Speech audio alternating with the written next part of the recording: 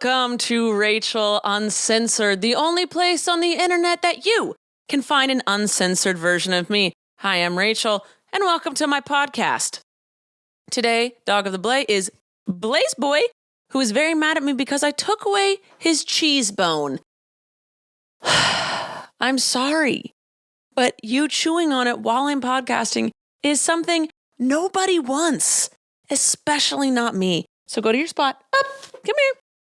He's fine. I took his collar off because I needed to use it on Snoop. I can't find... Why did my camera stop recording automatically? You guys, I'm using this camera because it's supposed to work. And hold on 1 second. Oh, goodness. Sorry about that. I don't know what's going on. My camera just keeps shutting itself off. I changed a couple settings. Let's see if that works. If it doesn't, I might cry. I am using my... Guys, what is with this camera deal? I finally bit the bullet this morning and bought a new vlogging camera, a new Sony, how do you say it, Zeiss? I'm holding it up if you're watching this. I bought a new one of these bad boys because this one keeps breaking and overheating and stuff. But I've been filming the last few episodes of Rachel Uncensored on my massive, what are they called? DSLR, huge, like a picture camera type business. It's a Canon, but that's what I'm filming on, and I have been filming on, and I don't know why it's not working right now. Maybe it was the battery. I switched the battery. I changed it to light. So I think sometimes I need to take speech classes. I need to lurk. I need to learn. Oh my God, what is wrong with me? I'm also a little rusty. I haven't recorded a podcast in almost a month.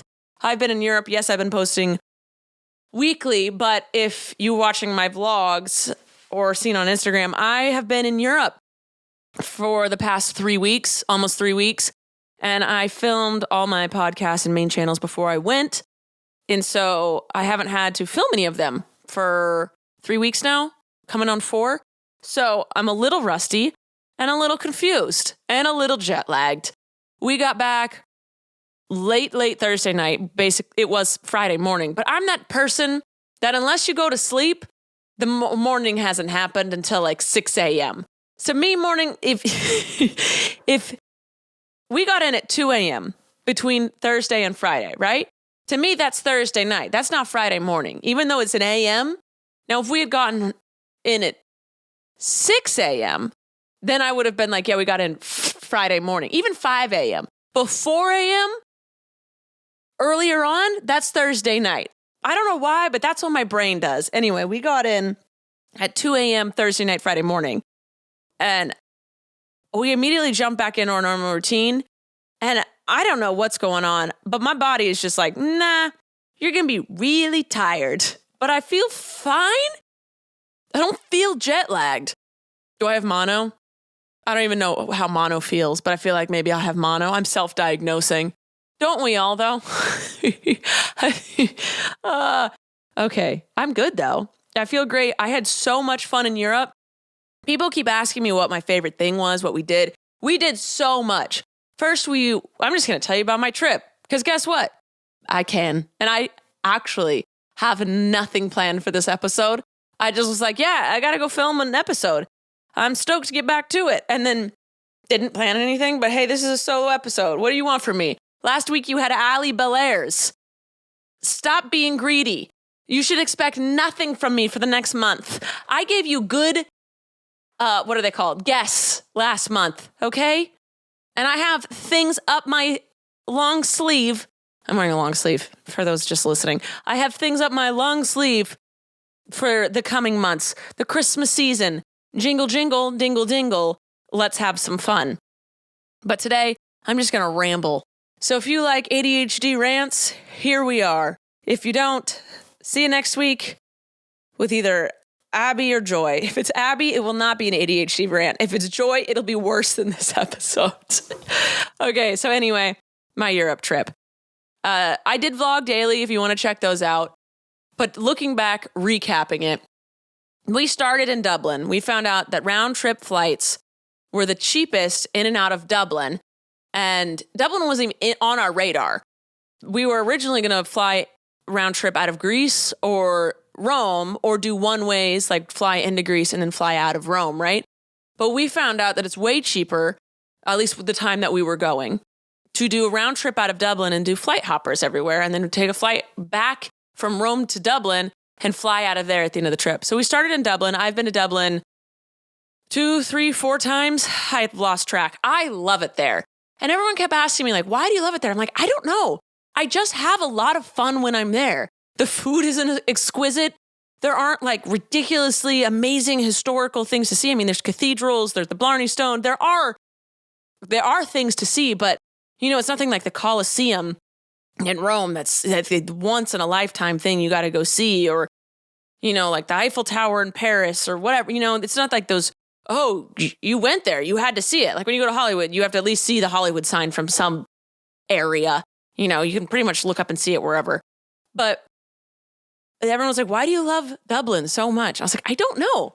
I just do. And I couldn't really pinpoint it. I was just like, I've always just had fun when I'm there. Yeah, there's a Guinness factory, I guess. And I always go to the Leprechaun Museum when I go. But who knows? So everyone just was like, okay, it was Abby's parents and her brother and her and me. And they're like, okay, sure, we'll just fly in and out of Dublin if you say it's fun. And then I kind of got a little anxious. I was like, oh no, everyone's making this decision because of me, but whatever. So we went and flew in there, and we spent 4 or 5 days there, and we thought it would be a good thing. Like, there's nothing crazy we absolutely needed to do. So it's a good place to like just deal with our jet lag and not have to deal with another language while we have jet lag. So we went and we had so much fun. And it was just a very relaxing part of our trip because there wasn't any pressure to do anything. We had a bus tour ride that we had to go see the Blarney Stone with. And other than that, every day we were just like, oh, her mom wanted to go see some cathedral. So we went and saw that. And we had a lot of fun because the streets are just lined with pubs and it's got a good nightlife. The people there are all really fun. We stayed in a very touristy area of it. And we just had a really good time just walking the streets, getting used to the cobblestone. Because trust me, and when you've had a couple drinks and you're not used to cobblestone streets, it's a little tricky, okay? So it was a good place to start. And I don't think we had a bad moment there. We had it's a good vibe. That's what I want to say about Dublin. It's a good vibe. And then we flew to Athens for a singular night. Now, when you're in Dublin, I said it before, and I don't mean to offend anyone, but the food there isn't wowing anybody. It's not bad by any means, but most of the places is pub food. So you got burgers, stew, meat and potatoes, fish and chips. It's just pub food, okay? For where we went, in the area we were staying, it's very touristy. That's what's there. It doesn't wow me, but I like it. I didn't complain about any of my meals. I enjoyed all of them. But we hadn't really thought about the food in Greece. We were excited to go to Greece and to see it. There was a bunch of historical things there we wanted to go. We wanted to go see the Acropolis. We wanted to go see the beaches in Naxos. There were more touristy things we wanted to do there, sights to see. And we flew into Athens and we were staying there for one night. We got in late and then we were going to leave early the next morning to catch a ferry to go to Naxos, one of the islands in Greece. So we flew in. We were all so tired. We're super tired. The flight was like 5 hours. We get to our hotel at like 11 p.m. and we're like, nah, we're so hungry. Nothing's going to be open. There was a time change. So it was actually like 8 hours later than when we had gotten to the original airport in Dublin. We were just kaput and we were really worried we wouldn't find food. We get to our hotel, we check in, and then we look out the window and it's just a nightlife. There are so many restaurants open with tables out on the patios and on the sidewalks. People are laughing and singing. There's music playing and we're like, oh, this is amazing. This isn't a small town thing. This is going to be a lot of fun. And it was one of those moments when I remember like people are like, what are your favorite parts? What was your favorite thing you did? I didn't have favorite things we did. I had just moments that I remember feeling like excited and happy, like genuinely happy. And that was one when we looked out our window and been like, oh, we're back in Europe. That's what it felt like. It was like, things are open late. This is a walkable city. Like, this is so cool. So we went down and we found a restaurant just down the street from us that was open. They're like, our kitchen closes at midnight, but we're open till like 1 or 2. So order your food now. We're like, okay, cool. And we ordered our food, not thinking anything of it. We haven't really thought about a good meal. We've just been eating to eat, right? The food gets put in front of us. We all take a bite and we all look at each other and just kind of start laughing because the food was so good. And we just realized, oh my God, we are about to have an amazing food experience for the next week in Greece. And then the waiters came over and we asked them how we say thank you in Greek. And I can't remember it. Everyone else can pick it up. My brain does not hear correctly. It is really hard for me to pick up languages. So everyone else is learning how to say thank you, you're welcome, please. You know, our manners. We're learning our manners. And the waiter and waitress that were there helping us were so nice. And I remember just that meal was so incredible because it was the first time I really felt like, oh, we're going to experience like a completely different culture. And we're about to have such amazing food for the next few days. And everyone was so excited to help us learn Greek because it is a very difficult language to learn that not many people even try, is what we were told. So that moment there was like one of my favorites that sticks out. And then we took a ferry to Naxos the next morning. I did not realize how beautiful it was going to be there. I knew it was going to be I knew it was going to be pretty. I'd seen pictures, but I actually didn't do a lot of research for this trip. I just was like, okay, Abby, this was her graduation present. I was like, plan what you want. You know, we talked about budget and we talked about her family coming. And I was like, yeah, I'm always in charge of flights and transportation.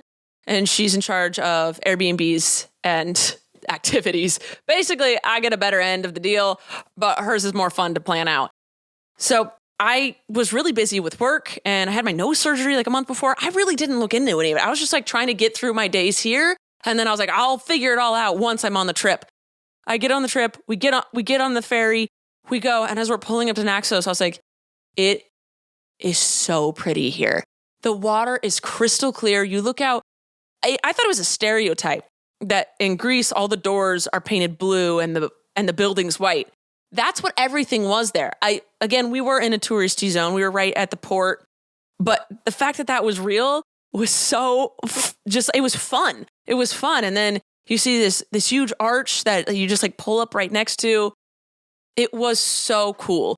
And I got super excited just to explore that island. And we did. We rented ATVs. We went out to a beach. We swam in the ocean there. I loved it. I absolutely loved it. Everything, again, was walkable. The streets were so different than what I'm used to. Like their little city, their old market. You're walking what seems through like hallways. And it's just streets. It's their streets. It was so cool to experience just like a different culture. I love experiencing different cultures. Yes, this is very similar to ours. It's not like going over to Japan or something, my camera stopped recording again. Hold on. You know what? This is a perfect time to check to see if we have a sponsor. Sponsor! Home Chef. Home Chef is our sponsor for today. Are you an overwhelmed foodie like me? Are you drowning in a sea of meal kit options? Feeling like you're in a bad dating game where every contestant looks the exact same? Well, fear not, because amidst the chaos, there's one shining star worthy of your culinary affection. Home Chef. It's not just another fish in the meal kit sea. They're the gourmet catch you've been dreaming of. Say goodbye to swiping left on lackluster meals and swipe right for the one brand that'll make your taste buds swoon.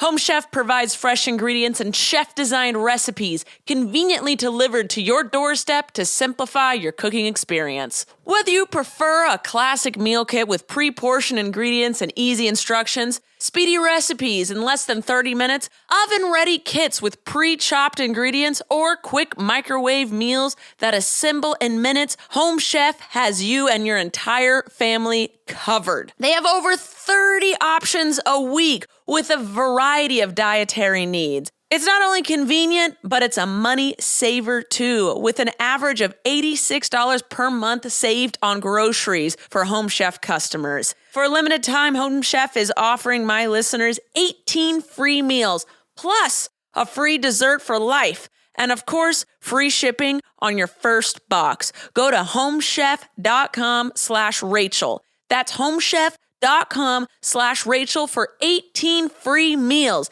and free dessert for life. You heard that right. homechef.com/Rachel. You must be an active subscriber to receive the free dessert. And we're back. Sorry about that. Anyway, yeah, so that was just that. Pulling up to Naxos was another memory of mine that I just felt happy and excited. And then walking through those streets, I felt the same thing. And the food in Greece was just so good. We spent, I think, 3 days in Naxos, and then we went over to Athens for another 3 days. We went back to Athens because that's where you fly in and out of. That's where we did. And Athens, the city wasn't my favorite. It wasn't very pretty, in my opinion. Everyone has a different thing they're searching for, or a different thing they want in a city. The food, though, still great. We took a food tour there. Loved it. The chick who did it was so freaking cool. We've been on a couple food tours before, and this one, it was less here, taste this, and more here, learn about why we were obsessed with our olive oil, or the history of feta cheese, and what we use these different herbs and teas for, and the honey. Like, we learned more about ingredients more than just like, here, try this falafel. Here, try, lamb. We actually didn't even eat much meat on that tour. I didn't eat any, obviously, but it wasn't offered too much. But she herself was just so knowledgeable and loved food so much. And her daughter is a vegetarian, and she rolls her eyes about it. And her boyfriend's a vegan, and she rolls her eyes at it. But she's like, I get it. But she's learned how to cook in those ways because of them. And I enjoyed her as a human being, which is rare. It's really rare that I enjoy a stranger. I'm a very stranger danger type of person. But her whole tour was great. And then we flew to Rome. Abby and I have been to Rome before. We loved it. Again, we couldn't quite pinpoint why we did. It was just, there's a lot of historical things there. No one goes to sleep. It's there. We love the food. Italy's known for food. Everyone's like, Italy, great food, right? But there's so many different portions of Italy. Like, Naples is known, they're the ones that created pizza, so the legend says, but it's very different than the pizza that we know. And then Sicily, actually, but I've been told by Italians, is that Sicily has the best food. And every part of Italy does food a little different. Roman pizza is different than pizza you'd get in Naples. So you'll find places that make the food like they do in their region of Italy. We had a blast. We went on a food tour there, and our guide was this young Jewish man who was going to school. Him being Jewish plays later. I'm not just declaring who he is. I just feel like that comes into play later. He has always been a cook. He's always loved food, but he was going to school to be a historian. And doing that, he realized women are never mentioned in history. They always get forgotten. He said, no, you'll never hear about that. And then the people, the everyday people, the communities are never mentioned either. They are like, oh, the people of Rome didn't like that. But they never say what they were doing, what were they eating, how they were dressing in those times.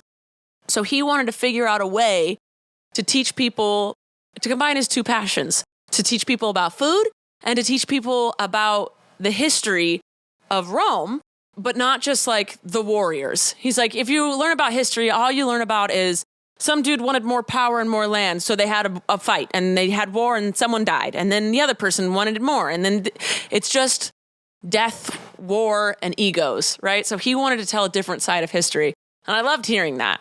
And then he took us to what he said was the Jewish ghettos of Rome, which is just like this 1-2 block area where the Romans back in the day when the Nazis were being buttholes, well, Nazis are always buttholes, but Rome sided with Germany and pushed all of the Jewish communities into one spot where they called the ghetto and forced them all to live there. And then the Nazis came, basically took as many of them as they possibly could. The ones that didn't get taken by the Nazis had to hide throughout Rome. And then his neighbor, so our tour guide lives in that in that 2-block radius. And his neighbor upstairs was a child, 12 years old when this was happening. And he lost his mother, and he still lives in the house that his family had when this was all happening. And he was like, I think it's really important when you learn about Roman food to learn about Jewish Roman food. And so one stop of the tour was in this 2-block radius, and we had a Jewish Roman artichoke, which I think honestly was like my favorite artichoke I've ever had in my life. It's deep fried twice, and it's so good. But he explained why they had to fry their artichoke, because you wanted to get every possible piece of that artichoke in your mouth. And if you cook an artichoke normal, you can only get like little bits of the leaves. And this way you can eat all of the leaves. And he took us to a bakery there. The bakery doesn't even have a name. It's just, that's where you just go get bread. Like, you don't need a name. You're like, I'm going to the bakery to get bread. Everyone knows where you're going in that area. It was just like super, super cool to learn all that. And he was saying that their anniversary of all that happening, of when the Nazis came, was coming up. And he showed us how they remembered them. They put these plaques next to the doors of the person's name, their age, when they were taken, and where they were taken to, and the day of their death. So it was really cool to learn about that. And he took us to so many different parts of Rome to tell us about the culture of that area and how that influenced their food. I thought that was freaking fantastic. You learn so much on food tours because they teach you about the cultures and why they made that food, where it came from. And it just, oh God, that's where I honestly learned the most, is during the food tours. So if you're going to travel, I highly suggest food tours. You learn so much, and you get to eat really good food, because they're not going to feed you shitty food. They're going to feed you good food. And also I like smaller groups, because then you can ask questions. We were talking to him like he was our friend for so long. So yeah, that was really cool to learn about all of that. There's so much more, but I can't repeat everything. I don't remember it all. I wasn't taking notes. But also, it was really cool to just experience Rome again. And when Abby and I first went to Rome 2 years ago, she was like, let's go to Rome. We would plan a year trip. She's like, let's go to Rome, get it out of the way. Go. It's going to be a place we go once in our life. We have to go see the Colosseum. We have to go see the Vatican, the Sistine Chapel. Let's go. Say we did it. And then, we'll never be back there. Well, we ended up falling in love with Rome. So we went back again this time because we wanted to show her parents the Colosseum. We wanted to show them all these historical things. Her dad is a history buff. Her mom's super into religious history. And we're just looking at stuff, and we're just looking at cathedrals and stuff, talking about the history and like how it's all so sad and evil and so much death in the name of a god or a religion, which is dumb to me. Obviously, war is just dumb. So anyway, we ended up going back, and we thought we never would. And then now, as we were leaving Rome, this is something else I remember. There were things that we didn't realize that were there, or that we wanted to see that we didn't get to this time. So we're like, are we really going to go back to Rome a third time? Abby and I, it's very rare we go back to the same place twice. We've gone to New Orleans twice because we absolutely loved it. And then I think that's, did we go to Maui twice? But it was for like different circumstances. There was like one was a wedding, and then one was, it had been planned for a while. I don't remember. But it is very rare we go back to the same place twice, because we think the world is so big that there's so much to explore. There's so much to learn. There's so much to see. If you've seen it, why go back when you could go somewhere else and see something completely different and learn about a different culture and a different area and different history?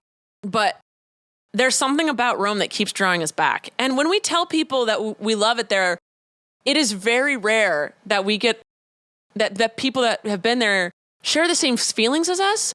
We have friends who are like, I didn't feel safe in Rome.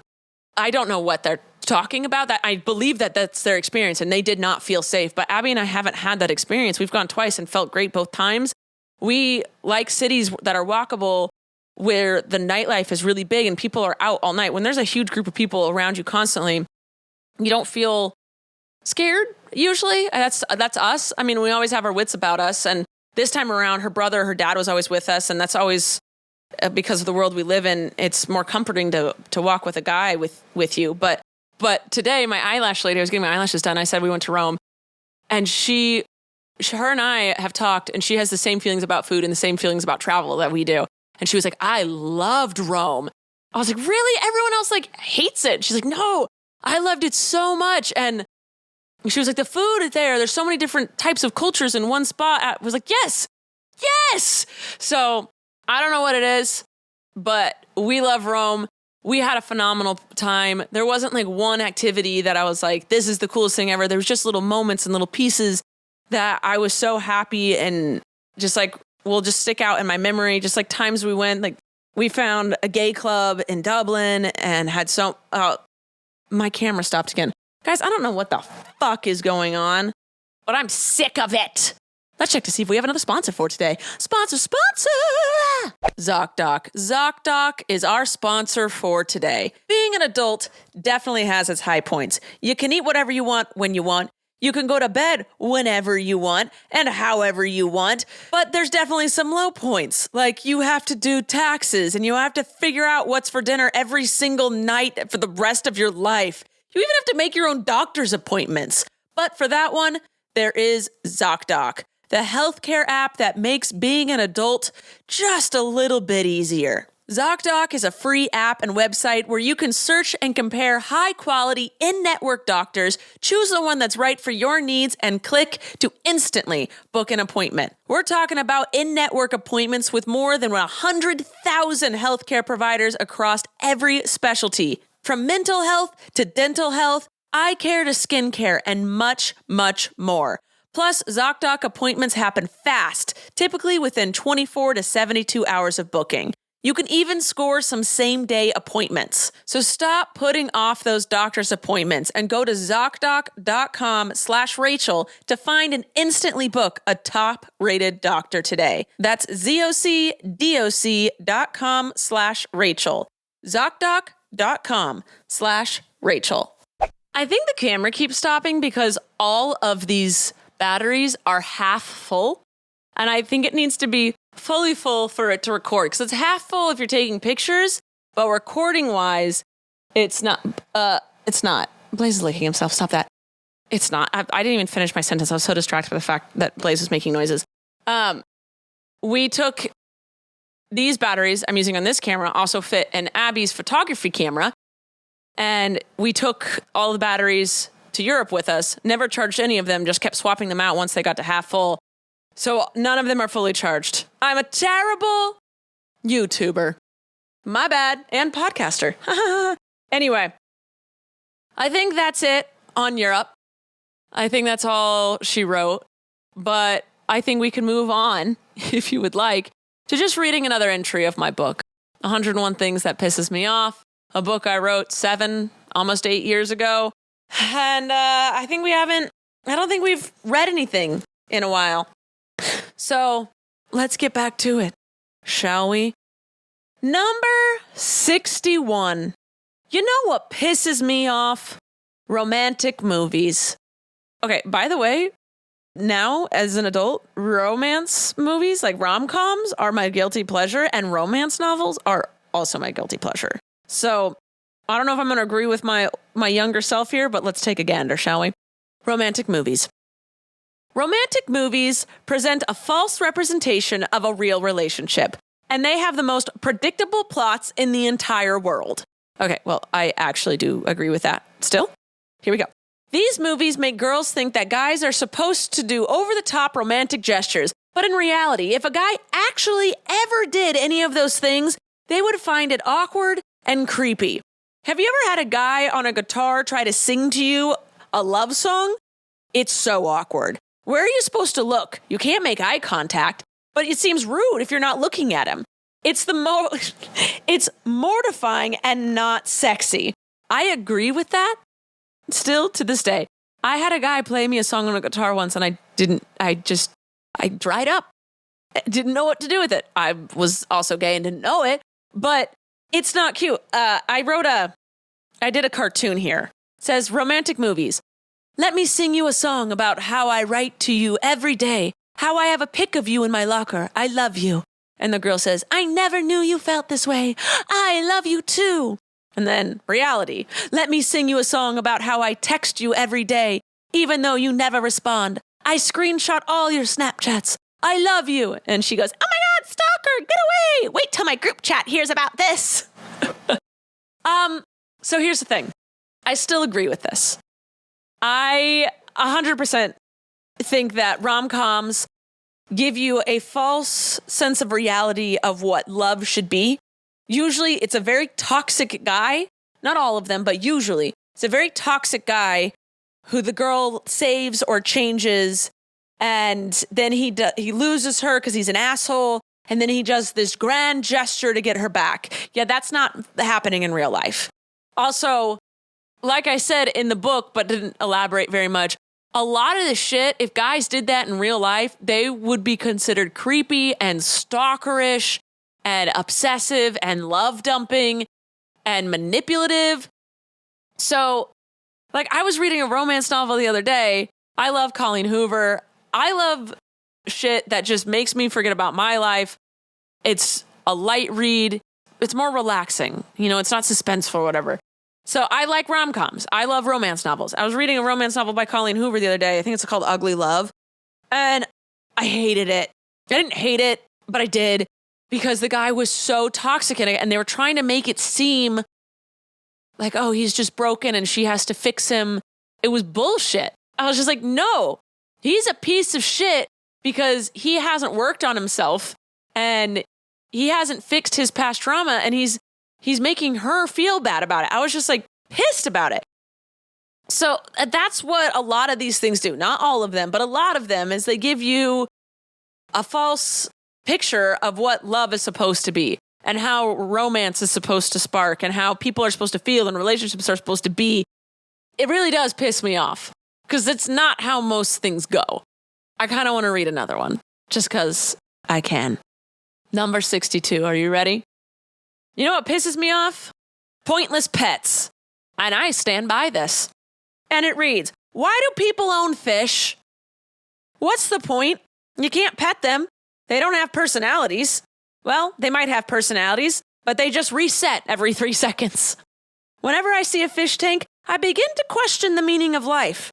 Real hippie stuff starts coming out of my mouth. Are we all just fish in a tank, swimming around in circles with no purpose? I can't help it, though. It looks so depressing. I look at a dog and all I see is happiness. A caged bird or a fish? Just sadness. Now, 1 second as I put my... Oh, I did a cartoon of a fish in a fishbowl, and he has a speech bubble that just says, I'm bored. So, I still stand by this. I cannot stand seeing caged birds. Birds are literally meant to fly, and you are stifling that. You're stopping that. You're taking away its one cool thing it does, right?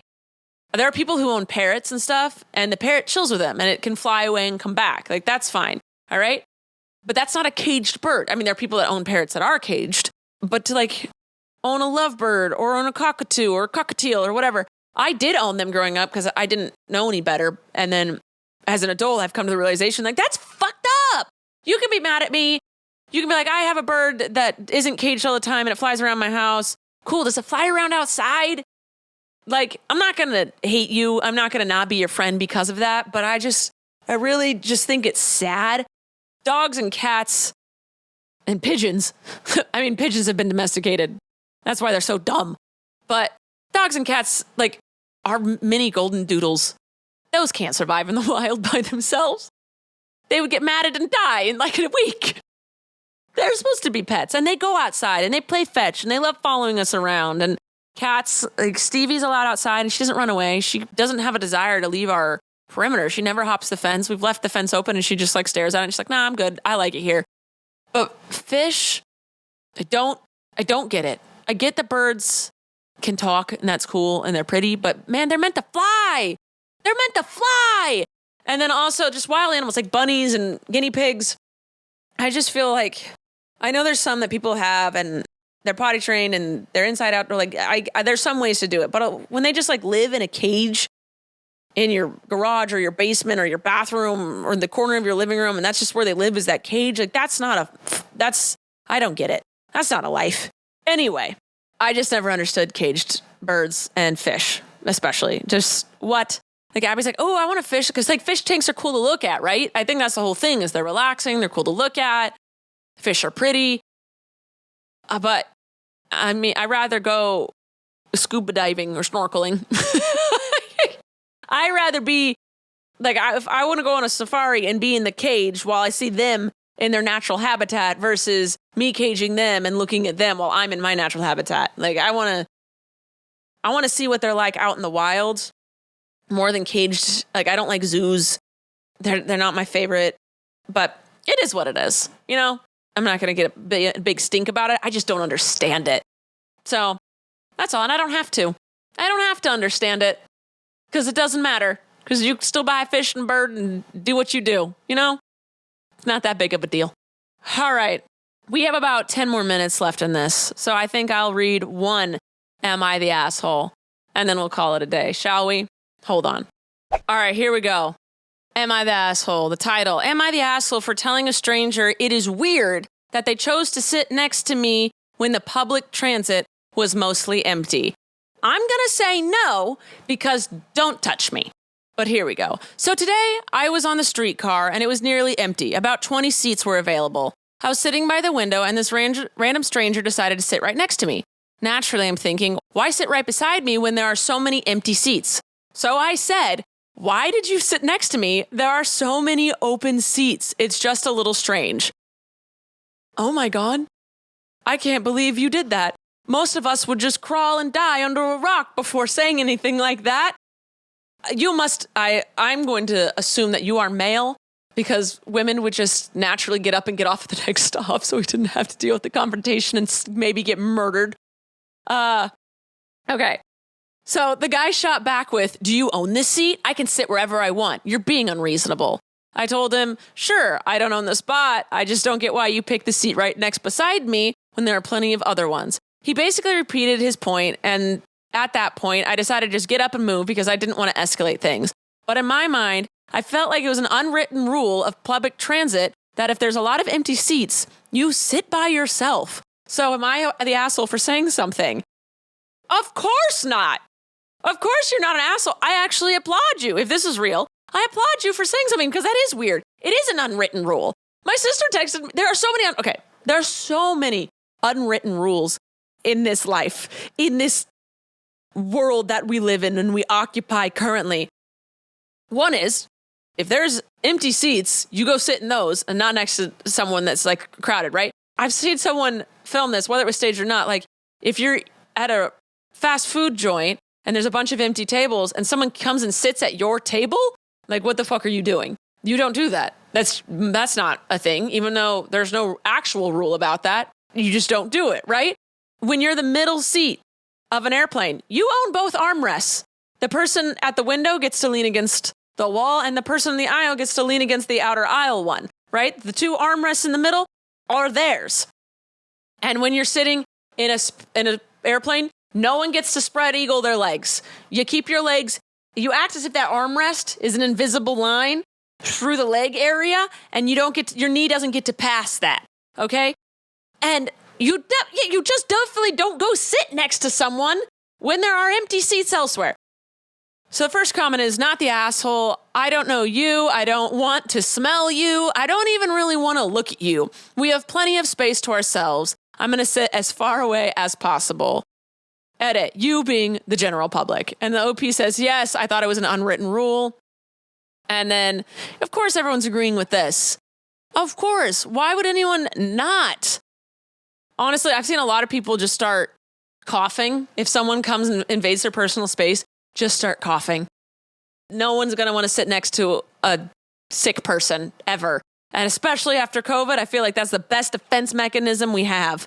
I saw it was a video of someone standing in the line and someone kept stepping closer and closer to them, basically breathing on their neck. So they just started dancing and twerking.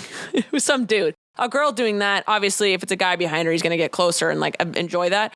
But some dude just started doing like this weird twerk to get the person to go away. It was hilarious. People need to understand personal space. And I hate that a lot of people don't, or they don't care. They just don't care. And it's annoying. All right, guys. I think that's it for today. We'll do a short little episode. I'll try and get Abby on next week. If not, then Miss Joyous Joy, who took care of my dogs while I was away, and they all had so much fun. But I am so happy to be back. I love my house. I love my life. I love my friends. I love my animals. I love my town. I love my family. I love traveling because it makes me appreciate being home. And it also is just fun. It's obviously fun. So there's that. I love you guys so much. Thanks for listening. Thanks for watching. And if there's ever anything you want me to do, talk about, whatever, let me know down below. This is a show where I pretty much do what I want, but I want to also entertain you. So I think our desires will line up. All right. And I'm getting a new camera. So hopefully all this stuff, all this ridiculousness goes away in time. Thanks for sticking it out with me. Thanks for being here and thanks for supporting. I love you all. And I'll see you next time. Bye. Thank you for listening to this episode of Rachel Uncensored, the only place on the internet where you can find the uncensored version of me, Rachel Ballinger. I hope you enjoyed. If you did, please like, subscribe, or follow, or do whatever this platform tells you to do so that you can get notified every time I post a new episode. Love ya!